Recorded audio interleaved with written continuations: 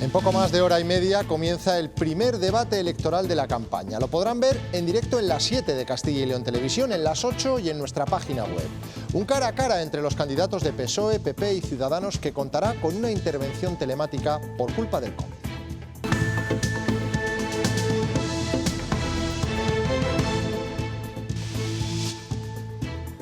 Son imágenes de las Cortes Regionales en el interior. Está todo listo para la celebración del debate.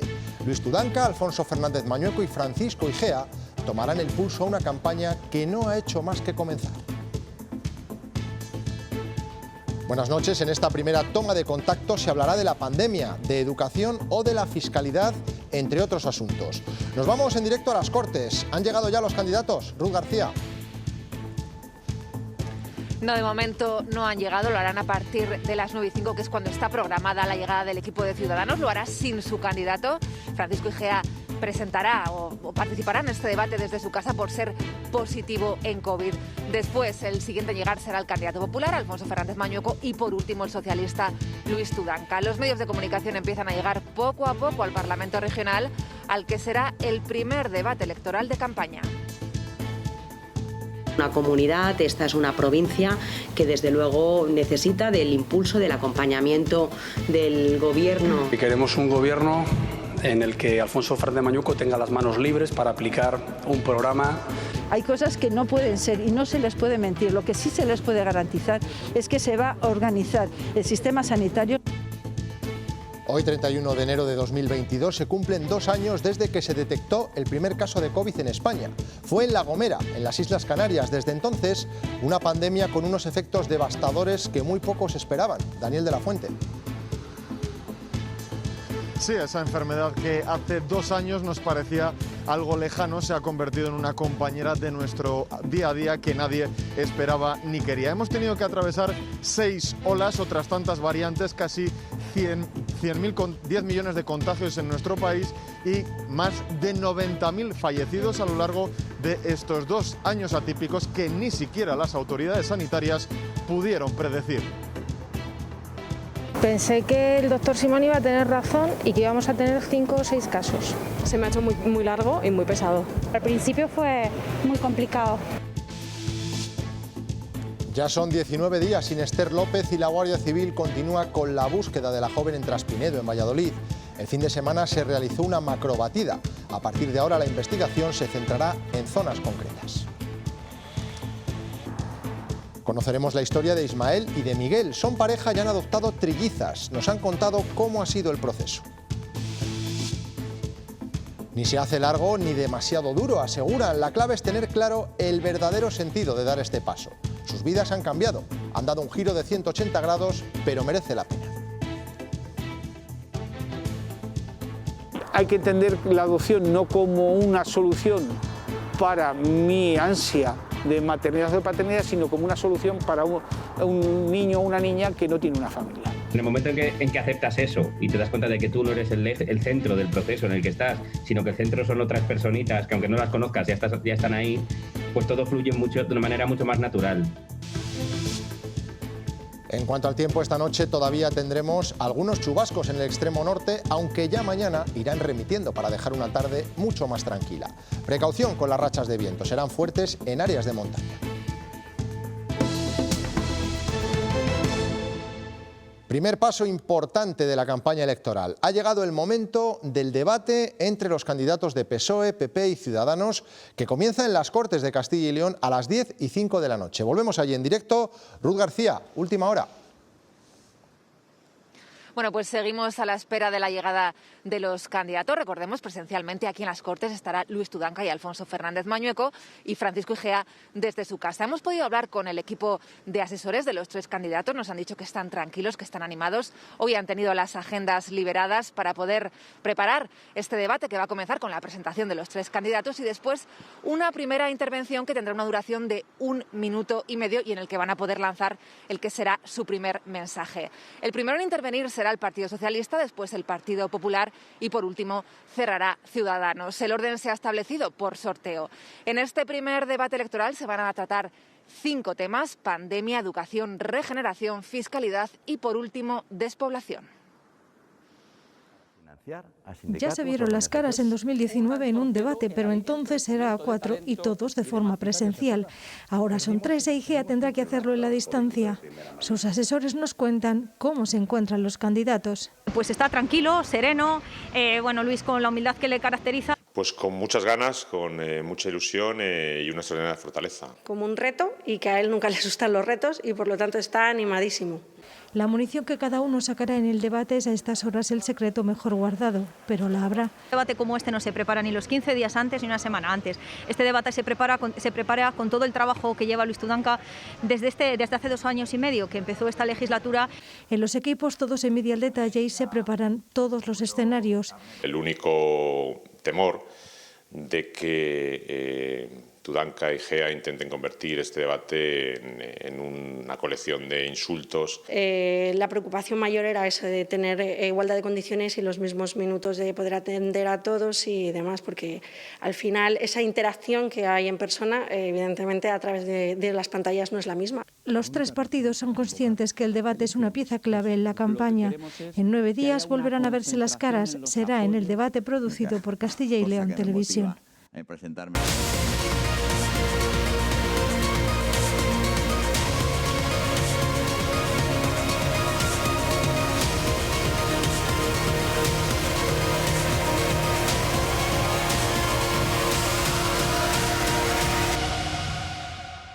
Por supuesto que el debate no frena la campaña. Hoy los candidatos han estado durante toda la jornada preparando la cita, pero sus compañeros de partido se han volcado en diferentes actos por toda la comunidad.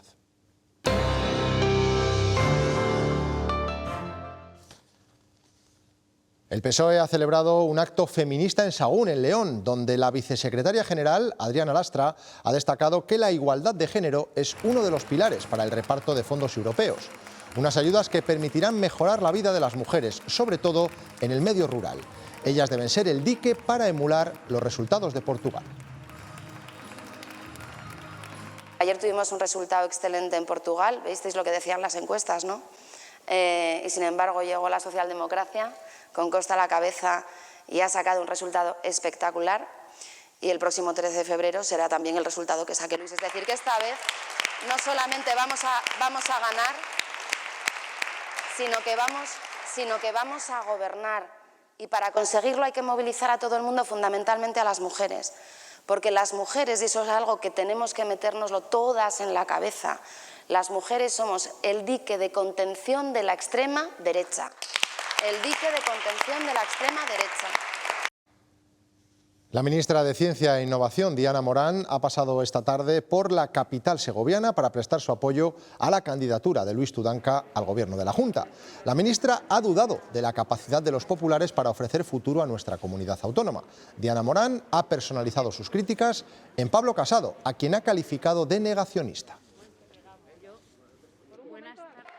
A mí me sorprende escuchar al señor Casado cuando viene a Castilla y León y niega el cambio climático, niega la transición ecológica, niega las energías renovables, desde luego con esa mentalidad de no cambio, de no innovación, de no transformación, de no reindustrialización. Nunca Castilla y León va a tener una oportunidad de futuro.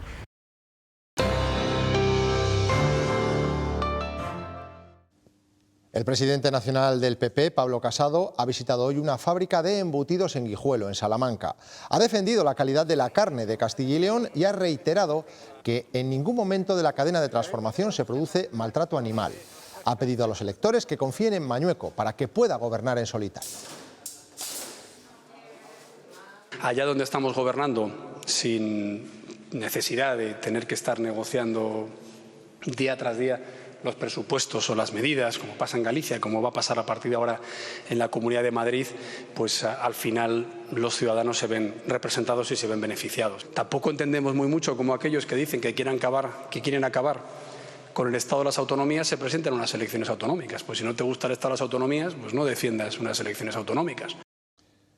El alcalde de Zaragoza ha comparado en Valladolid la gestión del gobierno de Mañueco del PP con la del Ejecutivo aragonés del Partido Socialista. Asegura sentir envidia de Castilla y León en educación, fiscalidad o sanidad. Castilla y León es una comunidad autónoma en la que la media de inversión en sanidad está en los 1.860 euros por habitante. En Aragón la media de inversión en sanidad está en los 1.660 euros por habitante. 200 euros de diferencia en la atención de lo más importante que es la salud. Cuando se dice que cualquiera que vaya a comprar una casa en pueblos, en pequeños municipios, va a tener que pagar menos impuestos en el impuesto del patrimonio, pues siento admiración.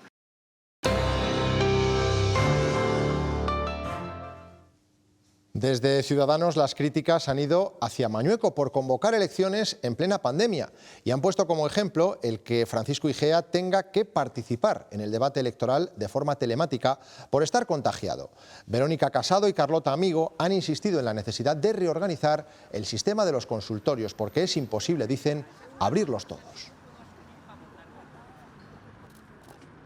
Hay cosas que no pueden ser y no se les puede mentir. Lo que sí se les puede garantizar es que se va a organizar el sistema sanitario, se va a ordenar, se va a intentar que sea solvente, que sea moderno, que tenga telepresencia y que tenga una serie de herramientas que permitan ofertar a nuestra población un sistema sanitario sostenible y de calidad. Y que esas intervenciones se hacen a todos los niveles.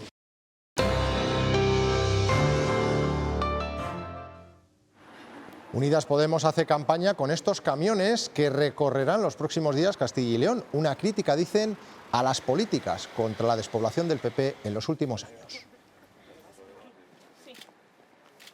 El señor Mañueco tiene la desvergüenza de decir que no quiere aplicar en Castilla y León la ley de vivienda que se está haciendo desde Unidas Podemos y que mañana irá al Consejo de Ministros.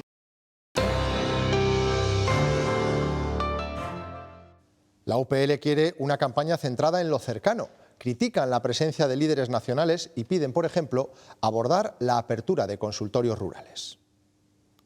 Uno de los grandes problemas es la falta de profesionales. Profesionales que en muchos casos se forman aquí y que acaban marchándose fuera de esta comunidad autónoma porque las condiciones laborales, sociolaborales, son mucho mejor. Y por eso nosotros tenemos que obligarnos a sentarnos con ellos y a mejorar aspectos como la temporalidad.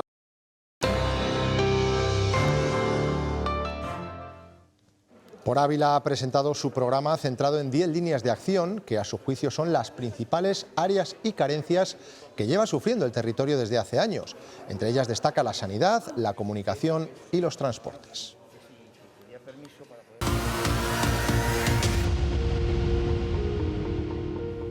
En torno a la información política es fundamental la historia, los orígenes de lo que supone ir a las urnas y elegir a nuestros representantes. Prácticamente todo lleva inventado desde hace mucho tiempo.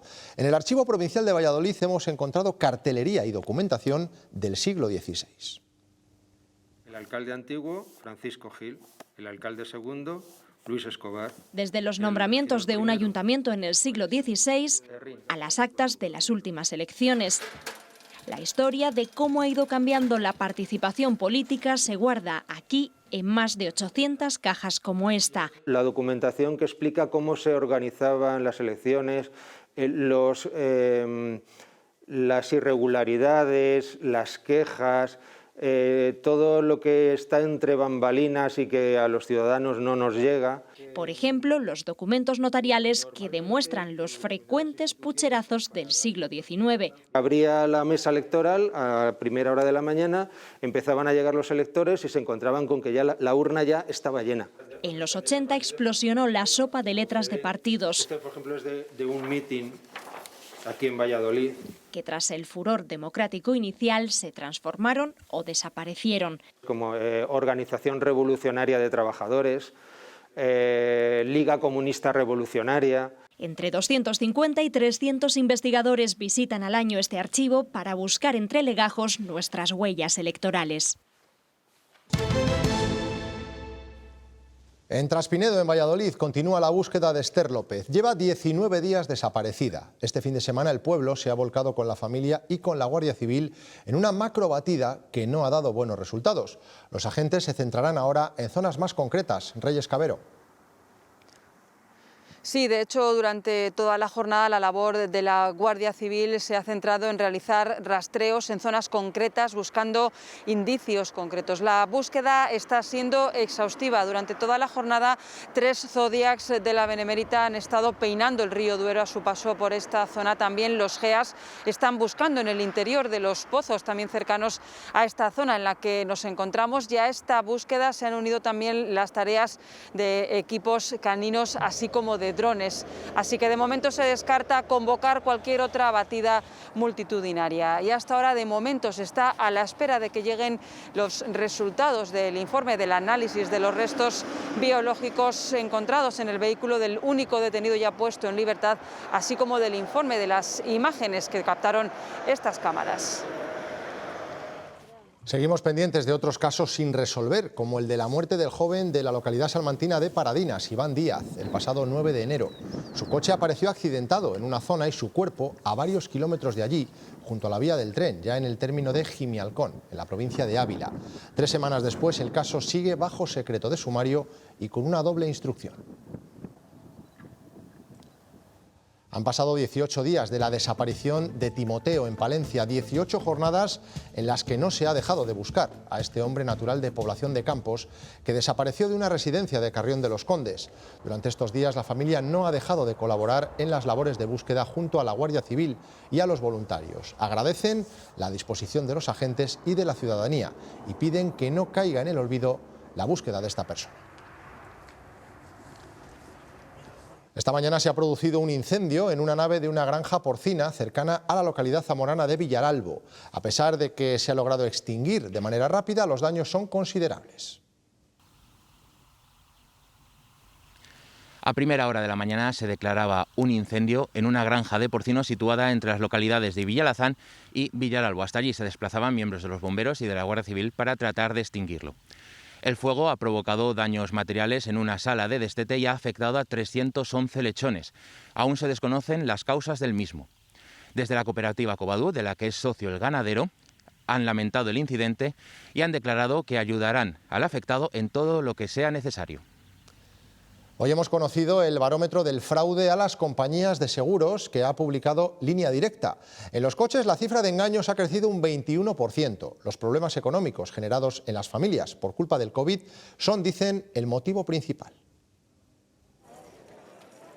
A más dificultad económica, mayor es el fraude a los seguros. Hay más gente en paro, eso provoca que haya mucha más picaresca. Somos un poco pícaros, el tema de pandemias y vamos un poco de listos. Aquí todo el mundo, cualquier cosa que pueda buscar para sacar dinero es lo que hay. Esto es España. Hay quien incluso se justifica. Si tengo un piquito y puedo pintar el coche, pues mira, oye, pues me lo voy a ahorrar, ¿qué quieres que te diga? Por eso las aseguradoras no dudan en contratar detectives privados. A este deportista le pillaron haciendo footing en un parque.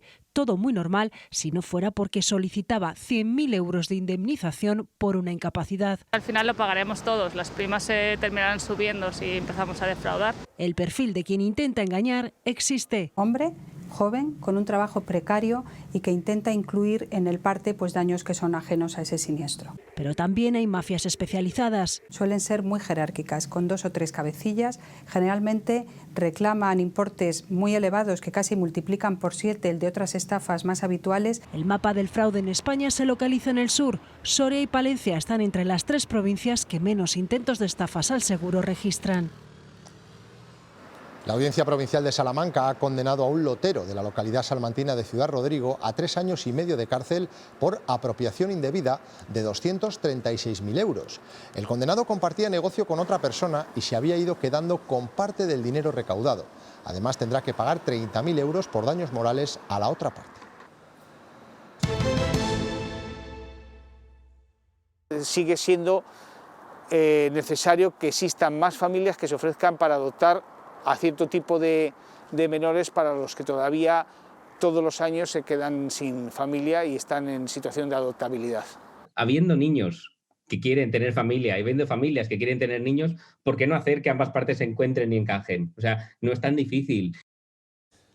Son las necesidades de las organizaciones que facilitan las adopciones y el deseo de los adoptantes. En Castilla y León estos procesos han descendido. Según los últimos datos, los de 2020, la cifra ha bajado de 111 a 93.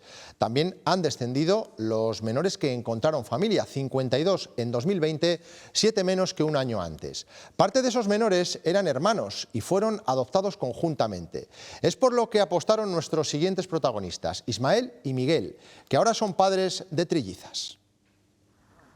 Ismael y Miguel querían ser padres y decidieron adoptar. El primer paso fue este. Quitarte falsos mitos de la cabeza o falsas concepciones de... No sé, todos tenemos en la cabeza la típica imagen de película hollywoodiense en la que adoptan a un niño, el niño va corriendo a sus padres. Después contactaron con la Asociación de Familias Adoptantes de Castilla y León y les quedó muy claro lo principal del proceso. Gira en torno a darle bienestar a unas criaturas que no cuentan con una familia que se lo pueda dar. Nos moríamos de ganas de ser padres, pero no es ese el eje o el motor que te tiene que mover a la hora de embarcarte en una empresa así. Después se ofrecieron, su lista de posibilidades fue generosa, incluyendo adoptar varios niños o niñas a la vez. Luego también marcamos que no nos importaba que tuvieran ciertas enfermedades crónicas que hoy en día son totalmente sobrellevables, como puede ser la diabetes o la hepatitis. Y gracias a este abanico extenso les llamaron y ahora son padres de trillizas, bebés que llevan 2 semanas en su casa llenándolo todo de biberones y pijamas. Tienen buen sueño, comen cuando les damos y cuando toca, o sea, no están especialmente lloronas. Están felices pese a ese cansancio que con humor reflejan en sus redes sociales y al que ayudan a sobrellevar familiares y amigos. Lo quisieron y la vida les ha cambiado con rapidez. Pensé que el doctor Simón iba a tener razón y que íbamos a tener 5 o 6 casos. Por ahora tengo la vida normal como la tenía antes del COVID. Solamente utilizamos mascarilla y poco más. Me he hecho muy vieja, que ya lo era, pero... He tenido momentos que me he estresado un poco, pero como se dice, es lo que hay y hay que seguir adelante, no tienes otra. Han pasado ya 2 años desde que el coronavirus entró en España y habría sido difícil pronosticar que todo ese tiempo después seguiríamos hablando de él. Han pasado 6 olas desde entonces, algunas más letales y otras marcadas por los contagios, como esta. En total, 10 millones de casos y casi 100.000 españoles nos han dejado por el virus. Daniel de la Fuente. Sí, 2 años después de ese primer caso detectado en La Gomera, hoy España se encuentra con una incidencia acumulada superior a los 2.800 casos por cada 100.000 habitantes en pleno descenso de esa 6ª ola. A través de todo este camino hemos tenido que atravesar situaciones que a priori nos parecían impensables, como los toques de queda o el confinamiento domiciliario. Hemos incorporado también a nuestro vocabulario palabras como test de antígenos, las PCRs o la incidencia acumulada, y las letras del alfabeto griego se han convertido en formas de denominar a las distintas variantes de esta enfermedad, algo que ni siquiera las autoridades sanitarias pudieron predecir al principio, porque parecía que esto iba a pasar de largo sin hacer demasiado ruido. 2 años después, Castilla y León se encuentra en proceso de doblegar la 6ª ola, aunque la incidencia todavía sigue muy elevada. Se sitúa en los 3.000 casos por cada 100.000 habitantes. Este fin de semana ha bajado otros 200 puntos después de sumar 8.600 nuevos positivos desde el viernes. Soria es la única provincia que tiene la incidencia 7 días todavía por encima de 1.000. Además, han fallecido 49 personas en los hospitales de la comunidad desde el viernes, 4 más que el fin de semana pasado. Las unidades móviles de la Junta dejan de hacer este lunes los test de antígenos. Fue un servicio que se puso en marcha en los peores momentos de la 6ª ola para descongestionar la atención primaria. Durante todo este mes de enero se han hecho más de 100.000 test y el 23% dieron positivo. Y otros test, los de farmacias, han dejado una cifra récord esta semana. En España se han vendido 9 millones, que son más incluso que en las 2 semanas de Navidad. Las ventas han crecido en casi todas las comunidades, entre las que se encuentra Castilla y León, según los datos de la consultora ICPIA. En Castilla y León, más del 50% de la población tiene ya la dosis de refuerzo. La ministra de Ciencia avanzaba que la vacuna española de IPRA podría empezar su última fase de ensayos en cuestión de horas. Va a ser cuestión de horas, de días que reciban la respuesta por parte de la agencia. Esperemos que esa respuesta sea afirmativa y que por lo tanto den el paso al siguiente fase de ensayo. Y a partir de ahí la compañía prevé que podría estar en disposición de comercializar la vacuna antes del verano. La ministra Carolina Darias la semana pasada estuvo defendiendo ante la Organización Mundial de la Salud precisamente la compra centralizada de esta vacuna.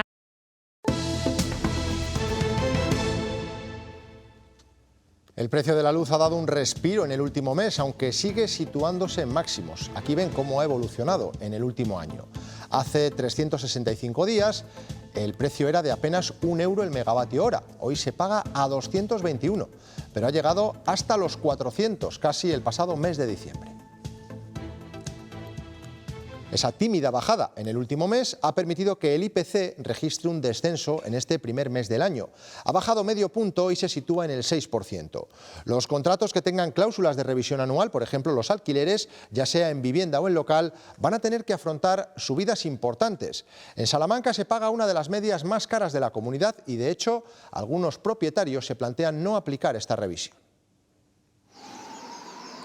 La importante subida del IPC tiene una notable repercusión en el mercado inmobiliario del alquiler. Lo notamos en los pisos. Salamanca sigue siendo una de las ciudades más caras de España, la más cara de Castilla y León. Y aquí, para aquellos contratos que se actualizan en el mes de enero, la subida se prevé de entre 30 a 40 euros de media, es decir, un gasto que se incrementa en más de 400 euros al año. También en el caso de los locales comerciales, muchas de estas subidas que se actualizan en el mes de enero empiezan a suponer un problema para los establecimientos que las ocupan. No están las cosas para subir las rentas. Al revés, o sea, todos los propietarios de locales han tenido que bajar las rentas. Entonces, creo que lo de la subida del IPC, en el caso de los locales, por ejemplo, pues que siempre se pactan a lo mejor rentas más escalonadas, ¿no? Pues sobre todo se tienen más en cuenta esas negociaciones iniciales que lo que es el IPC. Endesa construirá en Cubillos, en el Bierzo, la primera planta de reciclaje de palas eólicas del país. Lo hará con el apoyo de la empresa LM. La nueva planta forma parte del plan Futur-E y responde a la iniciativa de reciclar más de 6.000 toneladas al año de fibra de vidrio y carbono procedente de los aerogeneradores. Se espera que la planta esté operativa en 2024 y que se generen 30.000 empleos directos. La ministra de Transportes ha estado en Miranda de Ebro y ha anunciado que el anteproyecto de ley de movilidad, que anunció para mañana, se retrasa 2 semanas. No incluirá todavía la definición de la nueva tasa para el mantenimiento de las carreteras. Esa propuesta no va a ir en esa ley, no es el objeto de esa ley, pero sí que se anuncia que evidentemente el Gobierno debe estudiar cuál debe ser el sistema de mantenimiento y de financiación de la red viaria.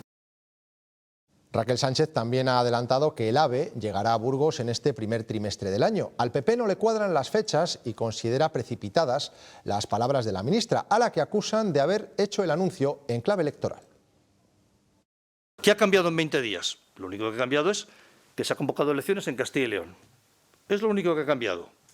Pero lo que era imposible hace 20 días, hoy es perfectamente factible. Hoy un anuncio completamente precipitado, con muchas variables indefinidas que no se han concretado. Miranda de Ebro cuenta desde este verano con el Centro de Competencias Digitales de Renfe. Es pionero en España y da empleo a 34 personas, aunque se espera una ampliación de plantilla importante para los próximos meses. En este Centro de Competencias Digitales de Renfe, ubicado en Miranda de Ebro, trabajan actualmente 34 profesionales que prestan servicios de mantenimiento para las aplicaciones informáticas de gestión de Renfe. Un centro de alto nivel de especialización que seguirá ampliando su plantilla en los próximos meses. Habíamos hecho una previsión inicial de 100 personas que trabajarían en ese centro. Bueno, pues ahora ya viendo cómo va evolucionando, vemos que podemos ampliar esas expectativas, esas necesidades a 134 personas. Este centro pionero en España y clave en la modernización de Renfe está permitiendo, en palabras de la ministra, generar empleo de calidad, atrayendo y reteniendo el talento en Miranda de Ebro. Sobre la integración de los talleres que también tiene Renfe, estamos trabajando también en esa propuesta de poder integrar los dos talleres en uno, aprovechando el espacio. También ahí dispondremos de más espacio para trasladar el Centro de Competencias Digitales, que debido a su éxito necesita una ubicación más grande. En España hay otros 4 centros de competencias digitales de Renfe en diferentes ámbitos ferroviarios. 5 personas han fallecido la pasada noche en Valencia en un accidente de tráfico. Se produjo en la A7 y se vieron implicados 4 vehículos. La policía investiga el origen del choque múltiple. Se baraja la posibilidad de que uno de los coches circulara en sentido contrario. También hay 3 personas heridas graves. El ejército ucraniano forma a sus civiles para poder defenderse de Rusia. Este tipo de ejercicios militares se está repitiendo en varias zonas del país a la espera de que Moscú lance una hipotética invasión. El Consejo de Seguridad de la ONU lo ha debatido esta tarde. Lo hace mientras aumenta el número de tropas rusas junto a la frontera de Ucrania, según alertan los servicios de inteligencia de Estados Unidos. Es una posición clara, que está claramente fijada, que está unánimemente compartida con todos los miembros de la Unión Europea y con todos los miembros de la OTAN. Hoy se han conocido el informe sobre los escándalos de las fiestas del primer ministro británico. En él se constatan incumplimientos de normas y fallos de juicio y liderazgo en la oficina del gabinete. Boris Johnson ha pedido perdón ante el Parlamento. Reconoce que eso no es suficiente, que tiene que aprender de los errores, pero que no tomará decisiones hasta que concluya la investigación policial.